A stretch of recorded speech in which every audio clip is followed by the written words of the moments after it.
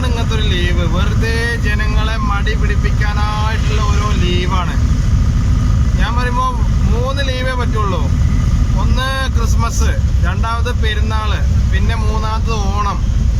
ഇത് ഈ 3 ആഘോഷങ്ങൾക്ക് മാത്രമേ ലീവ് കൊടുക്കാൻ പാടുള്ളൂ.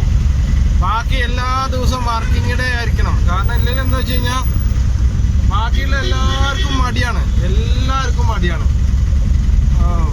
സത്യം പറഞ്ഞാൽ ബസ്സുകാരൊക്കെ വെറുത്തിട്ടുണ്ടാവും ഓരോ ദിവസവും. കാരണം ഇങ്ങനെ ലീവ് കൊടുത്തു കഴിഞ്ഞാൽ ആകെ ജീവിക്കുന്നത് ചിലപ്പോൾ 10 രൂപയും കൊണ്ടാവും. ആ 10 രൂപ കൂടി കിട്ടാൻ വഴിയില്ലെങ്കിൽ പിന്നെ എങ്ങനെ ജീവിക്കുക? ഒരാൾ മുഖത്ത് പോലും സന്തോഷമല്ല.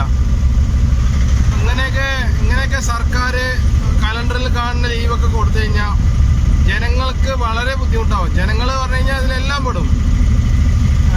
ടാക്സിക്കാരുണ്ട്, ഓട്ടോറിക്ഷക്കാരുണ്ട്, ബസ്സുകാരുണ്ട്, ലോറിക്കാരുണ്ട്,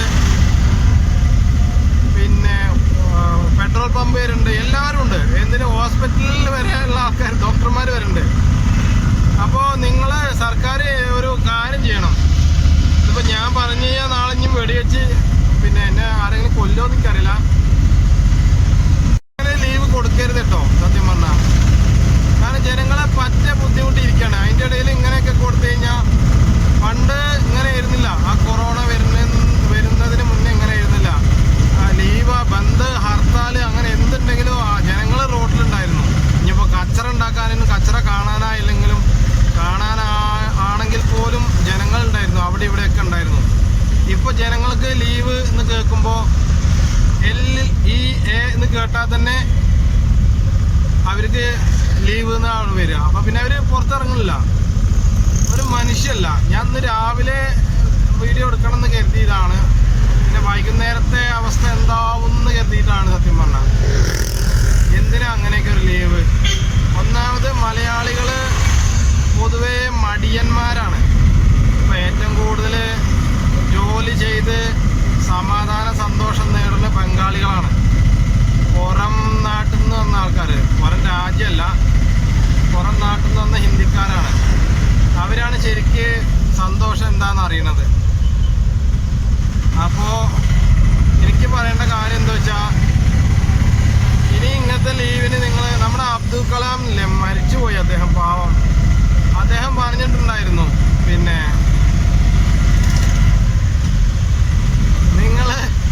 നിങ്ങള് പിന്നെ ഞാൻ മരിച്ചാൽ പോലും അന്ന് നിങ്ങൾ വർക്കിംഗ് ഡേ ആയിരിക്കണം എന്ന്. കാരണം അദ്ദേഹത്തിന് മനസ്സിലായിരുന്നു കാലം ഇനി എങ്ങനെ. പക്ഷെ അദ്ദേഹം ഏതെങ്കിലും ഒരു ഗ്രഹത്തിലിരുന്ന്, ഏതെങ്കിലും ഒരു ഗാലക്സിയിൽ ഇരുന്നിട്ട് നമ്മളെ ഓർക്കുന്നുണ്ടാവുന്ന ഞാൻ ചിന്തിക്കുന്നത്.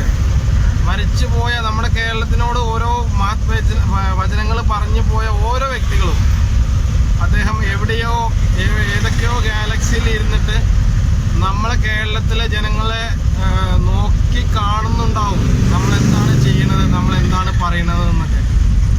ഇതെങ്ങനെ ലീവ് കൊടുത്തു കഴിഞ്ഞാൽ പ്രശ്നം തന്നെയാണ് അത്. ഒരു മനുഷ്യല്ല, ഒരു മനുഷ്യൻ. ഇങ്ങനെയൊക്കെ പോയാൽ ബസ്സുകാരുടെ അവസ്ഥ എന്താവും? വെറുതെ ഡീസലും കത്തിച്ചിട്ട് പോയിട്ട് എന്താ കാര്യം?